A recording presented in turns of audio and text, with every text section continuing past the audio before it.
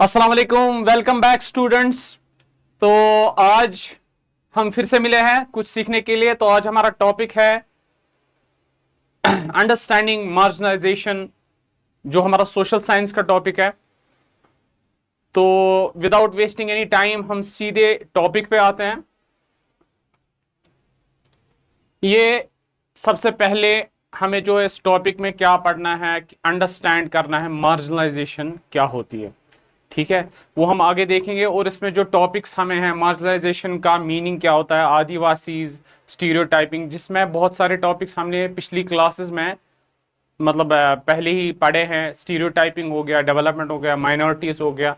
तो होप्स हो कि हम कुछ इस टॉपिक से सीखेंगे और कुछ क्वेश्चंस जो हमारे पिछले क्लासेस में हमने सीखे हैं तो उनका भी थोड़ा रिवीजन हमें हो जाएगा। तो हम सीधे स्टार्ट करते हैं हमारा टॉपिक मार्जिनलाइजेशन। तो सबसे पहले हम कहेंगे कि मार्जिनलाइजेशन क्या होता है। मार्जिनलाइजेशन, या किसी को हम कहते हैं कि मार्जिनलाइज करना। मार्जिनलाइजेशन क्या होता है कि कोई सोसाइटी का फर्द, कोई एक इंसान या कोई एक ग्रुप, हम उसको अलग थलग करें। जैसे आपके क्लास में 10 या 15 स्टूडेंट है। चलिए फॉर एग्जांपल हम 10 स्टूडेंट लेते हैं। ठीक है, आपके क्लास में 10 स्टूडेंट है।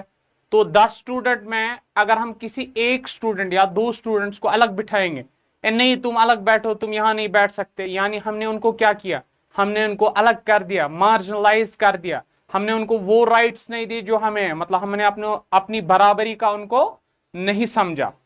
तो उसी चीज को हम मार्जिनलाइजेशन कहते हैं। यानी हम सिंपल वर्ड्स में कह सकते हैं किसी को अलग करना ताकि उसको हम अपने बराबर ना समझे, वो हमारे बराबर ना हो, उसको मार्जिनलाइजेशन कहते हैं। तो अब क्वेश्चन पैदा हो गया कि क्या, कौन है मार्जिनलाइज्ड, मतलब मार्जिनलाइजेशन किसके साथ होती है और ये कैसे होती है, हाउ, ये कैसे होती है। सबसे हम पहले समझेंगे कौन है मार्जिनलाइज्ड। जैसे यहां पे हमने एक पिक्चर डाली, आप देख सकते हो पिक्चर की तरह। तो अगर आप देखोगे इनका ड्रेसिंग सेंस अलग है, इनका अटायर अलग है, इनके हेड गियर्स अलग है, मतलब इन्होंने अलग अलग किस्म के कपड़े लगा हुए हैं। अगर हम ऐसे देखेंगे ना, ऐसा फोटोग्राफ, तो हम क्या बोलेंगे, हम बोलेंगे ये मुझे लगता है ये कोई जंगल से जंगली आदमी आए हैं या जंगली इंसान आए हैं जिनको हम देख रहे हैं। तो अगर ये हमारे बीच आए तो हम अलग थलग, ऐसा लगेगा कि ये कोई मतलब एलियन आया है, वैसे हम फील करेंगे। तो हम मार्जिनलाइजेशन को इसी तरीके से समझे कि कौन मार्जिनलाइज्ड है। मार्जिनलाइज्ड, अब ये नहीं है कि जरूरी ऐसे कपड़े लगा के वही मार्जिनलाइज होंगे, मतलब अलग, हम अलग थलग होंगे।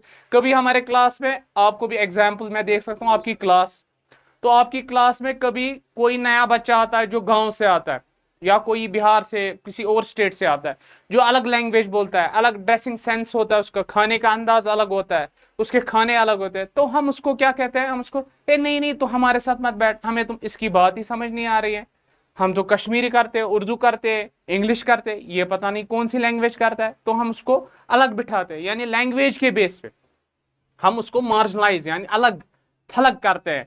या कस्टम, कोई ऐसा हो कि उनके मतलब रिवाज, रीति रिवाज अलग होते हैं, तो हम जब उसके वो रीति रिवाज देखते हैं हम बोलते हैं अरे ये तो हमसे बहुत ही डिफरेंट है, ये हमारे मतलब ये इस कस्टम में है। हम देखते हैं कि वैसी चीजें जो हमने कभी देखी ही नहीं होगी, हम क्या कहते हैं, नहीं नहीं नहीं नहीं ये हमारे साथ फिट नहीं है, तो हम उसके साथ फिर मार्जिनलाइजेशन करते हैं। या फिर रिलीजन के बेस पे, रिलीजन आप मतलब ये तो आज मुझे लगता है हॉट टॉपिक है कि रिलीजन के बेस पे मार्जिनलाइज करना, जो हमें इस चैप्टर में बहुत ज्यादा पढ़ना है। मतलब हमारे जो देश में बहुत सारे रिलीजन्स है, लेकिन अगर मेजर रिलीजन्स, जो बड़े बड़े रिलीजन्स है, कौन कौन से हैं बता सकते हो आप? मेजर रिलीजन्स हैंड रेज करें। हमारी कंट्री इंडिया में कौन कौन से मेजर रिलीजन्स है, शाबाश, हैंड रेज करे। बीएमएस जुकुरा,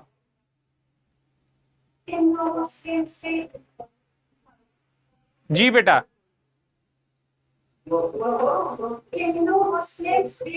very good, very nice, very nice, sit down बेटा, very very nice, correct answer, बिल्कुल सही इन्होंने कहा।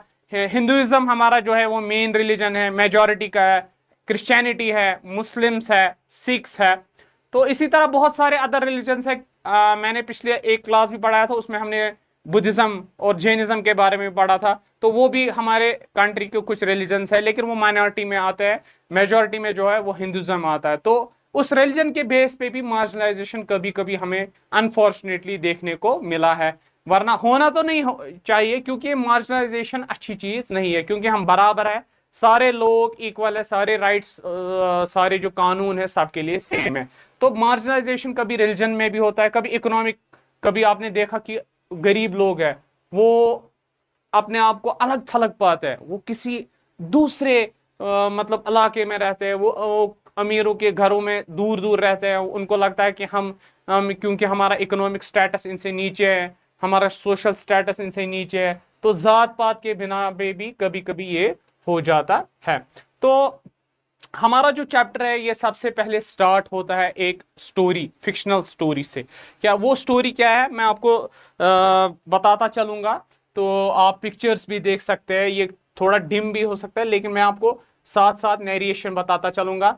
असल में क्या है, ये दो बच्चे होते हैं, रोमा और उसका भाई, और ये रिपब्लिक डे परेड पे टीवी देखते हैं, क्योंकि अक्सर बेशतर हम रिपब्लिक डे पे टीवी देखते हैं। तो ये टीवी देखते रहते हैं। तो वहां क्या होता है, वहां पे ये आदिवासी का एक शो वहां आता है, वो डांस करते रहते हैं वो आदिवासी वहां पे। तो वो ये अपने जो फैमिली के साथ टीवी देख रहे होते हैं, तो ये अपने दादा से पूछते हैं कि ये आदिवासी को हमेशा डांस करते हुए क्यों दिखाया गया है, क्योंकि ये जो फैमिली जिस फैमिली के बारे में हम पढ़ रहे हैं, ये फैमिली, ठीक है, ये असल में आदिवासी फैमिली है।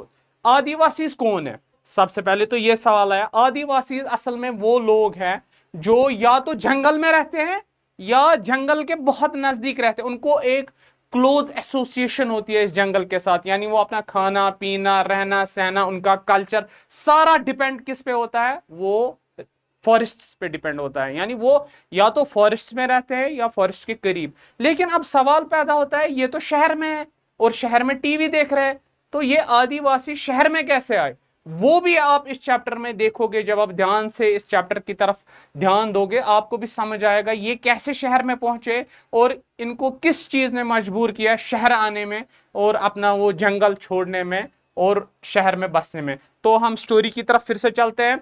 तो स्टोरी की जो है पहले स्टार्ट होती है, वो टीवी पे देख रहे थे प्रोग्राम, तो वहां पे वो आदिवासी, अगर हमारे माइंड में भी कभी आता है हम भी सोचते हैं आदिवासी को, हमें लगता है वही आदिवासी जो वो पत्ते पहन के होंगे, वो डिफरेंट वो लैंग्वेज बोलते होंगे, और कभी कभी वो गाना भी चलता है वो जिंगा लाला हु उर उर तो हमें वैसा लगता है कि कभी कभी ये भी आदिवासी है, लेकिन ऐसी पूरी सच्चाई नहीं है। कुछ बहुत सारी चीजें जो हमें नहीं पता होती है वो हम इस चैप्टर में सीखेंगे।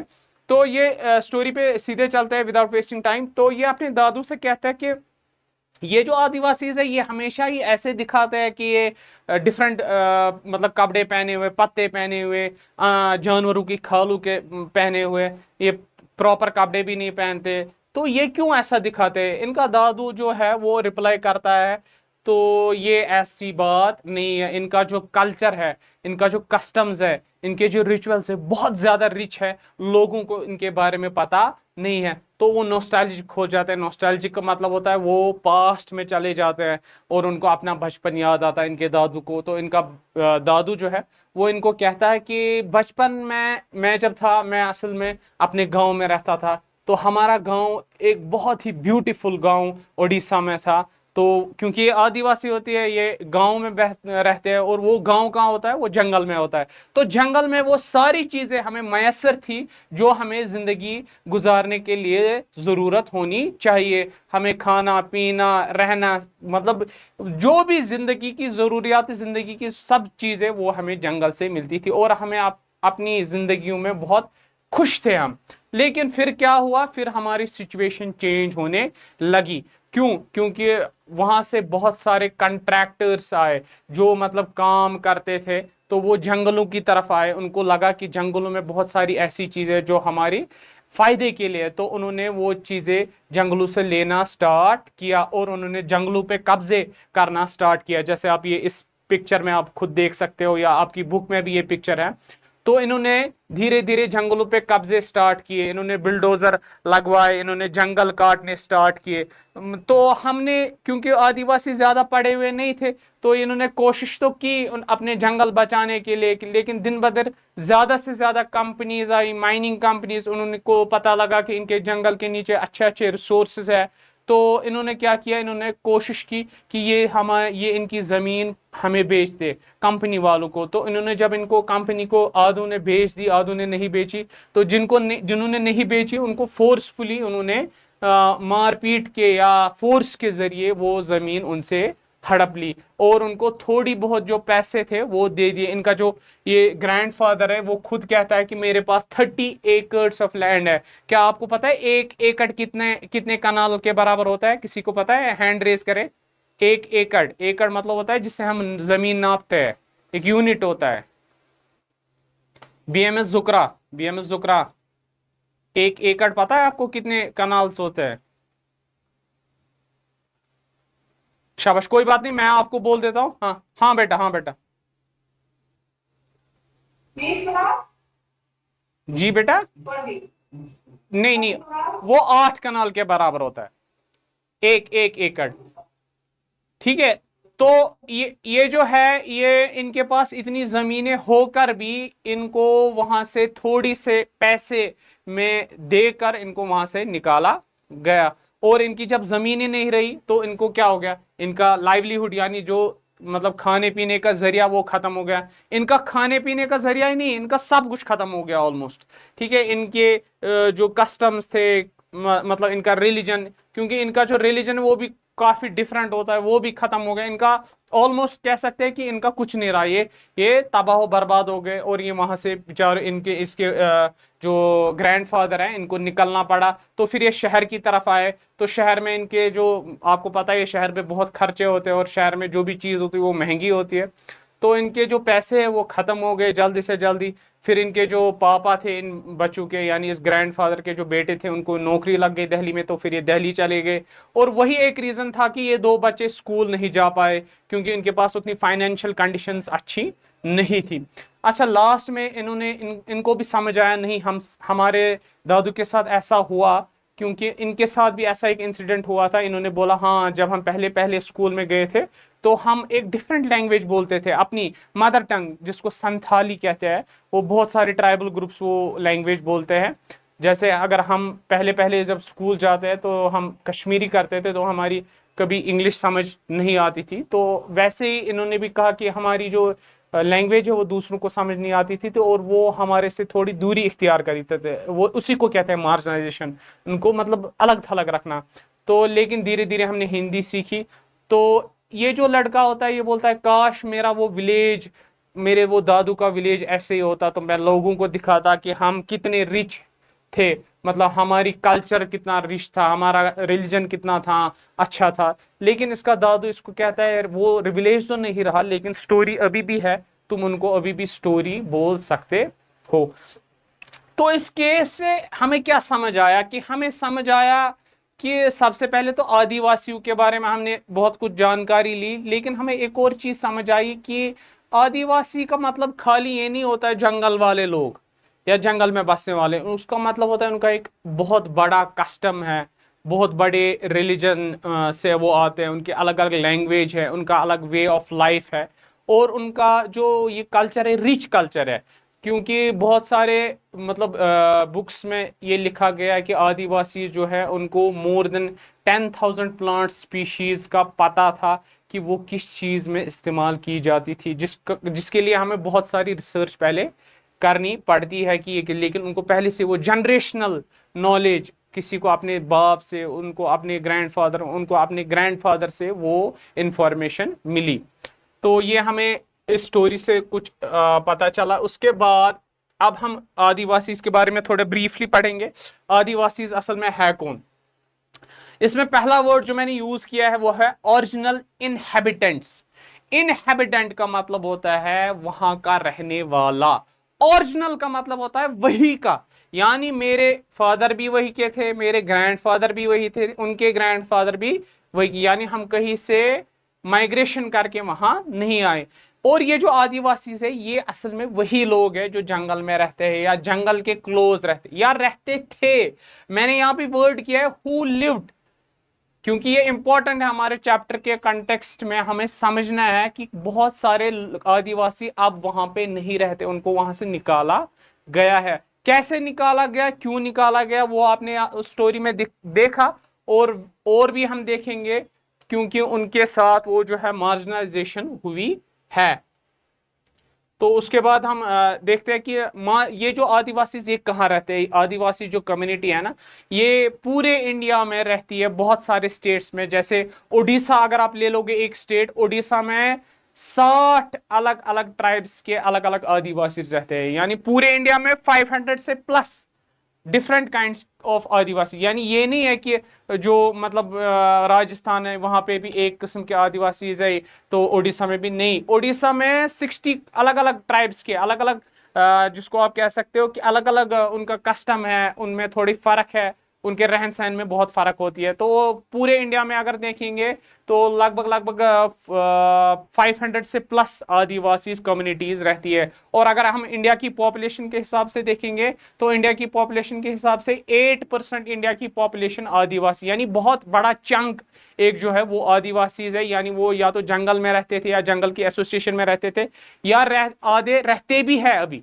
अभी ऐसी कम्युनिटीज भी है जो अभी वैसे ही रहती है। जैसे इंडिजिनस ट्राइब एक है, वो है अंडमान एंड निकोबार का, क्योंकि वो आइलैंड है तो वहां पे ज्यादा वो पॉपुलेशन एक्सप्लोजन नहीं हुआ और उनको ज्यादा दूसरी पॉपुलेशन के साथ ज्यादा इंटरफेरेंस नहीं है, वो आइलैंड है, तो वो अभी वैसे ही उनका वो कल्चर वल्चर वो प्रिजर्व रहा है।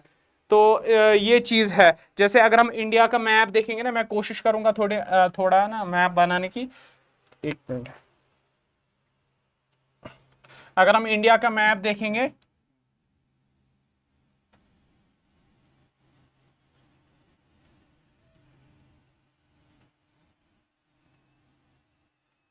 थोड़ा थोड़ा मैंने कोशिश की है मैप बनाने की। अगर हम इंडिया का मैप देखेंगे तो यहाँ पे है गुजरात हमारा, यहाँ पे सेंट्रल इंडिया हो गया, यहाँ पे अलग अलग ट्राइब्स है। इस एरिया में झारखंड हो गया या उड़ीसा हो गया इस, और ये जो है नॉर्थ ईस्टर्न, जो हमारी 7 सिस्टर्स जिसे हम कहते हैं नॉर्थ ईस्टर्न स्टेट्स, इन नॉर्थ ईस्टर्न स्टेट्स में भी बहुत सारे ट्राइब्स जो है वो रहते हैं। तो एक तो हो गया ये हमारा, ये हमने देख लिया कि कौन सी ट्राइब अलग अलग रीजन्स में रहती है, उनका कल्चर डिफरेंट होता है, कितने परसेंटेज है। तो इनका जो ये है ट्राइबल रिलीजन, इनका रिलीजन कोई मेजर रिलीजन नहीं था। जैसे हमने पहले डिस्कस किया कि मेजर रिलीजन है हिंदुइज्म, इस्लाम, क्रिश्चियनिटी, तो इनमें से कोई भी इनका रिलीजन, लेकिन इनका कुछ मिक्स जैसा रिलीजन था।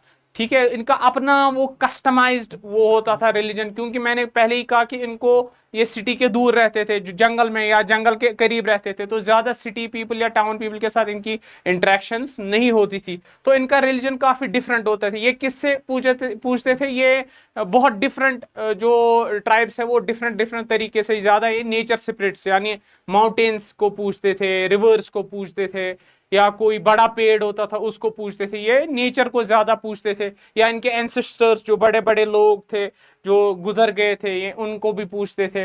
लेकिन हाँ, कहीं कहीं अगर कोई सिटी इनके नजदीक होती थी तो उनके रिलीजन पे भी इनका थोड़ा इम्पैक्ट था। जैसे यहाँ जगन्नाथ कल्ट मैंने किया है, ये उड़ीसा में है, ये एक अलग किस्म का ट्राइब है, ये जगन्नाथ टेम्पल या जगन्नाथ भगवान को मानते हैं, या इनमें डिफरेंट लोग हैं वो अलग अलग भगवानों को या ट्राइब्स को मानते हैं। जैसे ही तांत्रिक जो आपने देखा होगा, वो बाबा जो वो लकीरें उन्होंने दी होती है, उनकी ज्यादातर वो घूमते रहते हैं, कुंभ के मेले में आपने देखा होगा रिसेंटली। तो वो तांत्रिक ट्राइब है बंगाल और आसाम का, उनका भी थोड़ा अलग रिलीजन है। वो प्रॉपर हिंदुइज्म भी नहीं है, लेकिन प्रॉपर वो डिफरेंट वो ट्राइब का रिलीजन भी नहीं है, उसमें वो मिक्स वो कस्टम्स और मिक्स रिचुअल्स वो करते हैं। तो इनका एक डेफिनेट रिलीजन भी नहीं है इन आदिवासी का, इनका अपना अपना अलग अलग रिलीजन होता है। तो अगर आप मूवीज को देखते होंगे को, तो एक रिसेंटली एक मूवी आई थी कांतारा, उसमें एक ट्राइबल रीजन उन्होंने दिखाया था, तो और उनका वो भगवान भी दिखाया था जिसमें उसको वो देव कहते हैं। यानी ये अपनी उनको माइथोलॉजी क्या है कि वो अपने अपने हिसाब से रिलीजन चूज करते हैं और देखते हैं हमारा रिलीजन क्या ठीक रहेगा, तो उसी हिसाब से वो अपना रिलीजन चूज करते हैं। अच्छा, उसके बाद जो ये मैंने पहले ही आपसे डिस्कस किया कि उनकी अपनी डिफरेंट लैंग्वेज होती है, क्योंकि हर कोई ट्राइब, मैंने बोला ना, अपने एरिया में रहता है, तो उनकी एक अपनी लैंग्वेज डेवलप होती है। ये आप ये सोच के ना चले कि कभी उनकी ऐसी वो सीटियां मारते हैं, नहीं, उनकी अपनी लैंग्वेज होती है। जैसे संथाली एक लैंग्वेज है, वो बहुत ही आम है इन ट्राइबल्स में, ज्यादातर यही लैंग्वेज बोली जाती है। उसकी पब्लिकेशन, उसकी बुक्स अलग अलग है संथाली की। लेकिन एक चीज है कि ये संथाली भी डिफरेंट है, क्योंकि अगर मैं आपको कश्मीरी की लैंग्वेज भी बोलूं, अगर ये जो डायलेक्ट है वो चेंज होता है 15-20 किलोमीटर के बाद ही चेंज होता है। अगर हम कश्मीरी की एग्जाम्पल देंगे, जैसे अगर हम यहाँ पे बोलते हैं कि चाय, कश्मीरी में बोलेंगे कि चाय आई ग्रेख, ठीक है, तो अगर हम इस्लामाबाद में बोलेंगे ना, वो क्या बोलेंगे, चाय है चज, हो चाय हो चज, मतलब ये उनका डायलेक्ट है, लैंग्वेज कश्मीरी, मगर डायलेक्ट चेंज होता है। वैसे ये संथाली बहुत सारे ट्राइब्स में बोली जाती है, लेकिन उसमें डायलेक्ट जो है वो बहुत डिफरेंट है, वो अलग अलग ट्राइब्स के हिसाब से वो है। जैसे आप यहाँ पे ये देख सकते हो, ये दो कम्युनिटीज है, ये अलग अलग ट्राइबल कम्युनिटीज है, तो इनके आप देखो ड्रेसिंग सेंस अलग है। तो हम अगर ये पिक्चर्स देखेंगे या कोई भी देखेगा, वो बोलेगा ये क्या है, ये एग्जॉटिक, यानी वो पुराने किस्म के लोग दिखते हैं, ये बहुत बैकवर्ड है। लेकिन असल में अगर हम देखें, मैंने आपको पहले बोला कि बहुत सारी बुक्स में ये लिखा गया है कि जो ये आदिवासी, इनको इतनी नॉलेज थी कि मुझे लगता है कि पढ़ने से भी मतलब अगर वो नॉलेज हमें ग्रैब करनी 10-15 साल हमें लगते वो नॉलेज लेने से, कि 10,000 इंडिजिनस ट्राइब्स जो फॉरेस्ट में, वो सब इनको पता है उसमें कौन सी मेडिसिनल प्लांट है, कौन सी इनएडिबल है, कौन सी पॉइजनस है, वो सारी इंफॉर्मेशन इनको थी। इसीलिए ये अपना खाना, रहना सहना सारा पूरा जंगल में कर पाते थे। ये खाली एग्जॉटिक या कोई ऐसे नहीं थी कि ये इनकी रिचुअल्स थी, तो तब ये ऐसे ऐसे कपड़े लगाते थे, लेकिन ये हमेशा ऐसे नहीं थे।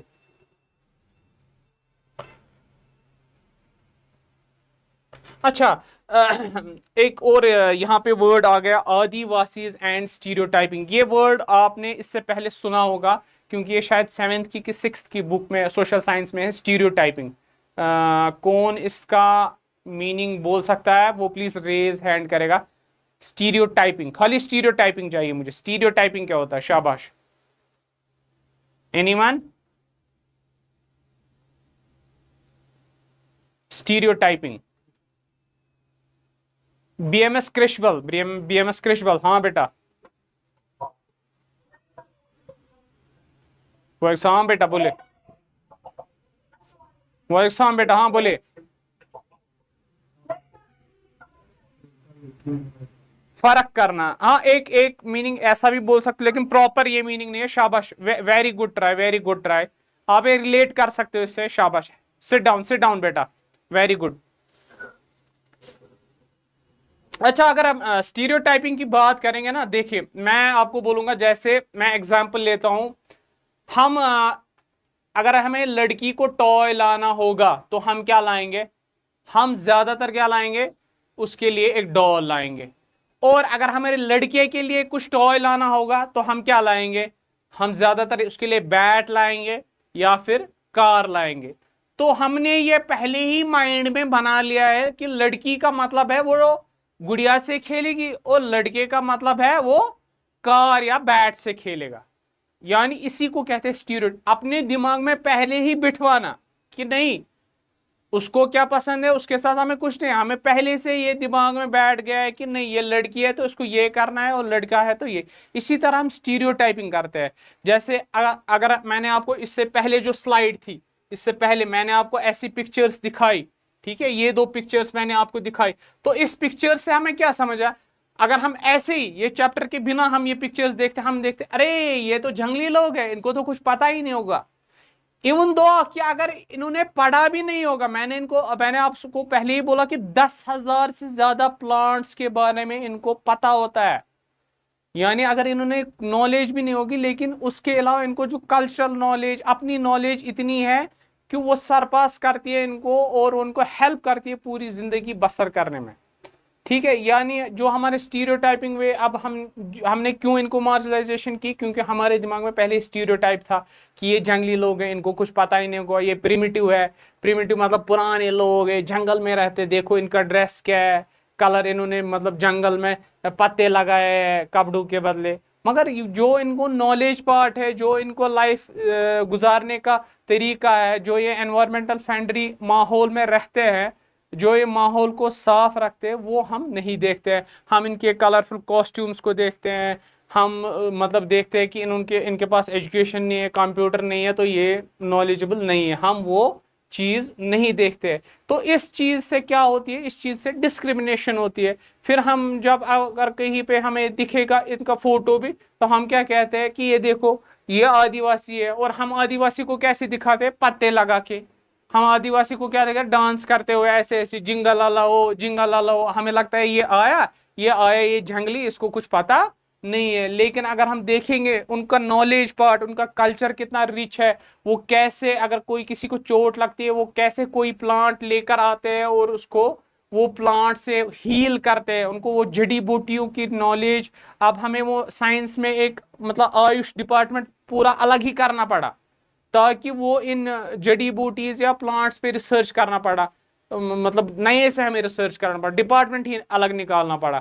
लेकिन अगर हमने आदिवासी की हेल्प ली होती, अगर हमने इनको मार्जिनलाइज नहीं किया होता, तो हमें कितना हेल्प मिलता, हमें उतनी रिसर्च करनी नहीं पड़ती जितनी इनको नॉलेज होती। हम इनकी नॉलेज से बहुत सारे फायदे उठा सकते थे, लेकिन हमने डिस्क्रिमिनेशन किया और इनको बहुत सारी हमने अजियतें दी और इनको अपने घरों से निकाला, क्योंकि फॉरेस्ट इनके घर थे। इन्होंने इनको, जैसे उस स्टोरी में हमने पढ़ा कि फॉरेस्ट से उनको बेचारों को निकालना पड़ा। उसके बाद आदिवासीज और डेवलपमेंट, अगर हम देखेंगे ना आदिवासीज पे क्या डेवलपमेंट थी, उसमें असल में सबसे पहले तो हम प्री कॉलोनियल एरिया या 200-300 या 400 या 500 साल पीछे जाते हैं। मतलब आदिवासी तब भी बहुत इंपॉर्टेंट थे। क्यों? सबसे पहले ये, क्योंकि उनके जो ये रिसोर्सेज थे ना, उनके पास बहुत सारे रिसोर्सेज, क्योंकि जंगल में बहुत सारी चीजें होती है जो बहुत ही कीमती होती है। सबसे पहले हम देखेंगे लकड़ी। लकड़ी एक ऐसा रिसोर्स है जो पहले ज्यादा यूज, आज भी बहुत ज्यादा यूज होता है, लेकिन जो अंपायर्स, बड़े बड़े मतलब किंग्स थे, उनको जंगल से बहुत सारी चीजें मतलब जरूरत पड़ती थी। आपने कितनी मूवीज देखी होंगे, उस पे देखते हैं हम कि हाथी पे जो है वो किंग है, वो बैठा रहता है ऐसे। जैसे एक मूवी हमने देखी थी वो बाहुबली, ठीक है, वो हाथी पे ऐसा बैठा रहता है किंग। लेकिन वो हाथी कहाँ से आया? वो हाथी वाइल्ड एनिमल है ना, वो तो जंगल से ही आया। वो ये कौन इस किंग को प्रोवाइड करता था? वो इनको प्रोवाइड करता था यही आदिवासी। ये जो भी जंगल से चीजें निकलती थी, वुड निकलता था, वो भी आदिवासी देते थे। आयरन, कॉपर, वो भी आदिवासी। या एनिमल प्रोडक्ट्स, हनी होता था, लैक होता था, ये सारी चीजें जो है ये इनको आदिवासीज प्रोवाइड करते थे। क्योंकि आदिवासीज के पास एक तो ये रिसोर्सेस थे और इनको पता होता था कि ये चीजें किस मतलब इस्तेमाल में हम ला सकते हैं। कि मैंने आपको बोला कि वो चीज, वो कुछ प्लांट्स ऐसे मेडिसिनल प्लांट्स थे, वो बहुत सारी बीमारियों के इस्तेमाल में आते थे। तो ये किसको पता था, होता था ये आदिवासी को। अगर खुदा ना खास्ता कोई किंग बीमार हो जाता, वो अपने जो डॉक्टर्स या इनको तबीब बोलते थे, उनको बुलाता था इलाज करने के लिए। तो वो कहाँ से वो लाते थे? वो लोग जड़ी बूटियां, वो आदिवासी इसको बुलाते थे और कहते थे कि हमें ऐसी ऐसी बीमारी है, तो हमें इसका इलाज क्या, कौन कौन सी जड़ी बूटी इसमें लगेगी। तो वो उनको वो प्रोवाइड करते थे, या ये वुड प्रोवाइड करते थे, या इनकी आर्मीज के लिए बहुत सारी चीजें जो थी वो आदिवासी से ही आती थी। यानी ये नहीं कि ये प्रिमिटिव थे, इनके वो जो किंगडम में भी इनका बहुत इंपॉर्टेंट रोल होता था आदिवासी का।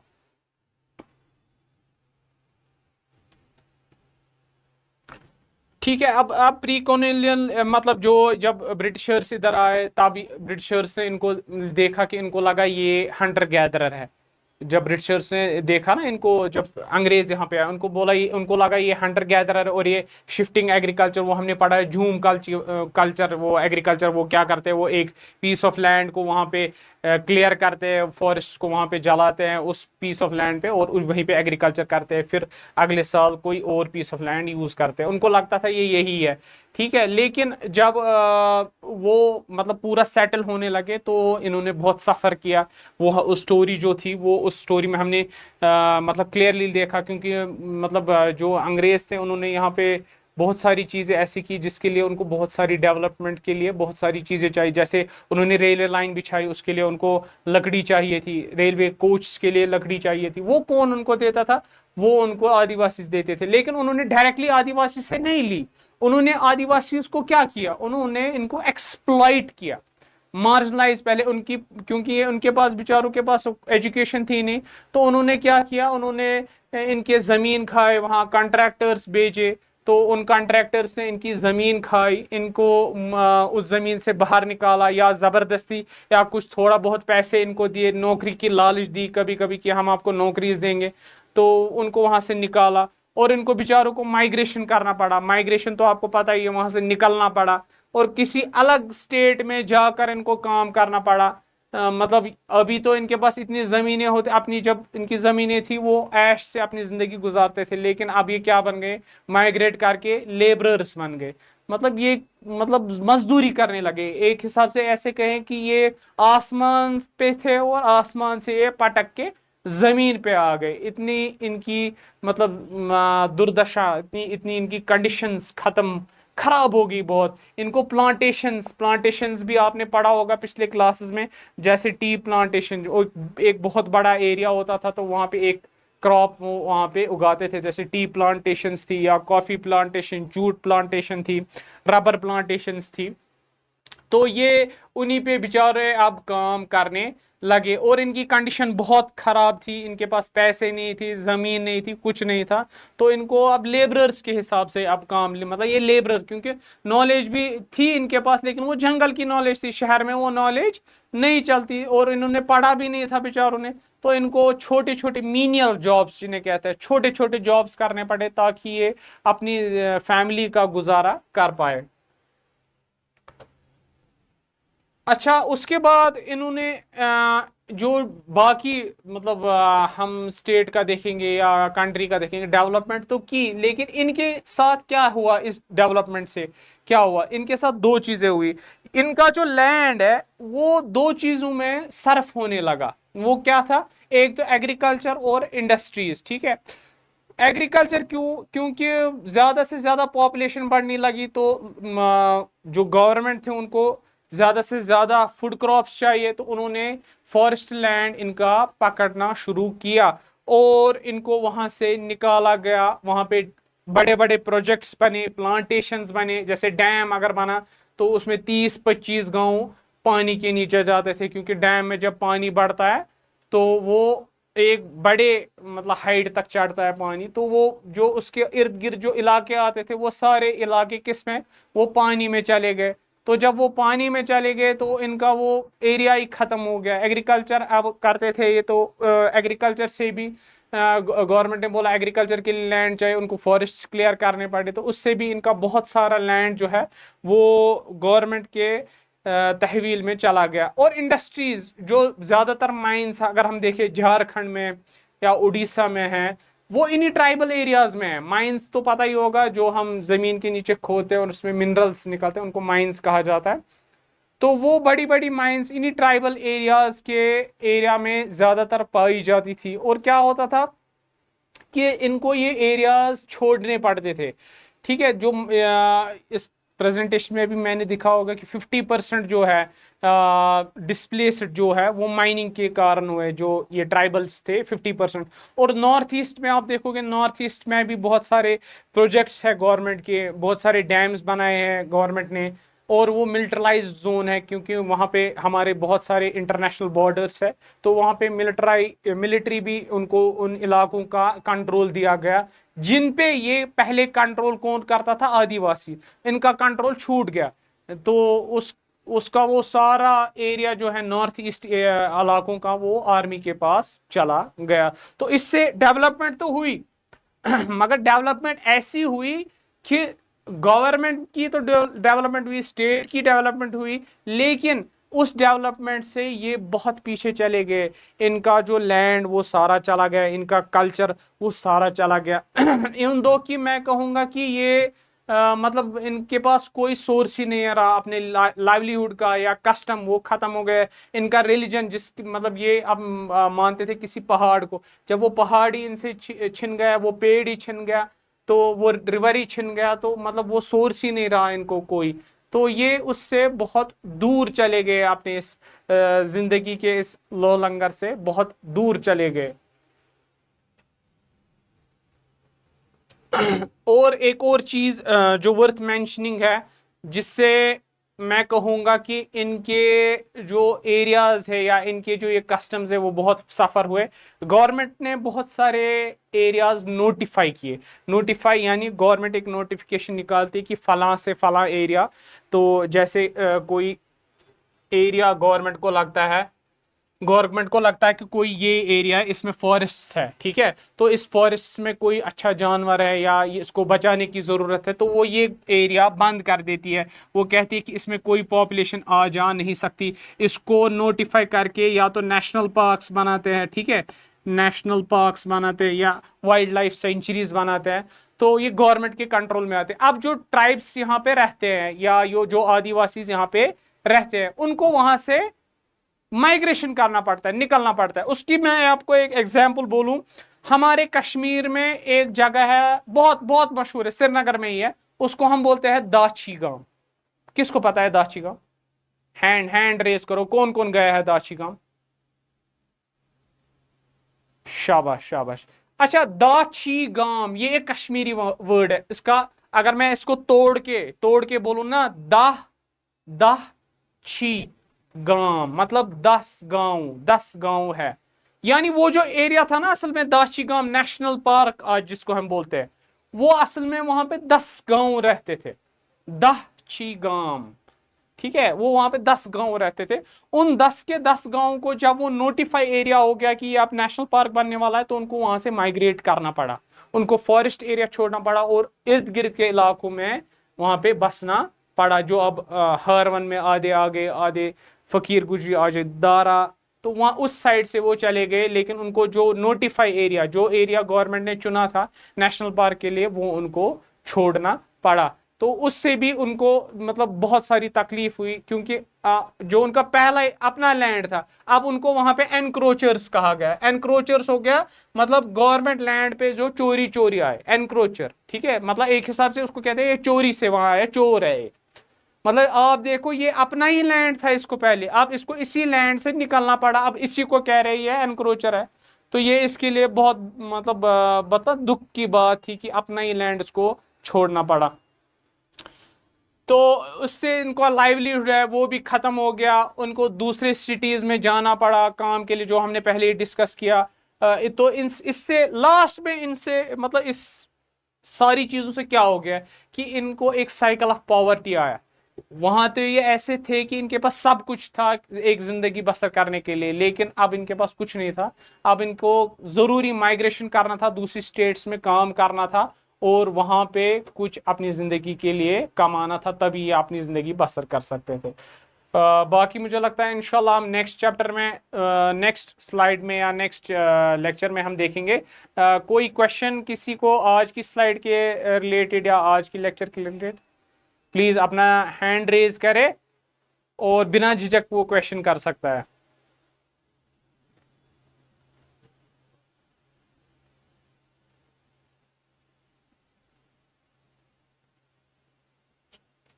इसका मतलब कि मतलब आपको सारा समझ आया, तो इंशाल्लाह नेक्स्ट जो लेक्चर होगा तो मैं उसमें कोशिश करूंगा कि आपसे बहुत सारे क्वेश्चन